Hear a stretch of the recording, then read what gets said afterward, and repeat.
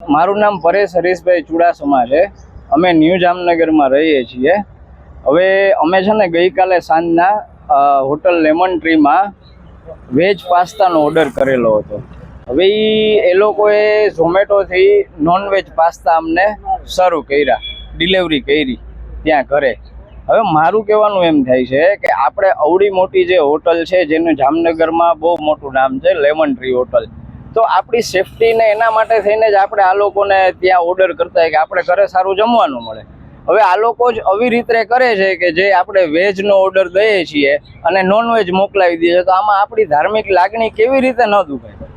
મારું એટલું જ કહેવાનું છે। અને આની જાણ અમે લોકોએ કાલે ફૂડ શાખામાં પણ કરી હતી। એ લોકોએ એમ કીધું અમને કે અમે આગળ તપાસ કરાવીને તમને એ કે જવાબ આપશું। હોટલ અહીંયા એના અત્યારના અમે હોટલમાં આવ્યા અને એના મેનેજરને મળ્યા, તો અમને તો ખાલી એક નોર્મલી જે આપણે જવાબ આપે હોટલમાં કે ભાઈ અમે સ્ટાફથી ભૂલ થઈ હશે, અમને કંઈ ખ્યાલ નથી, અમે આગળ જાણ કરીને તમને કહેશું।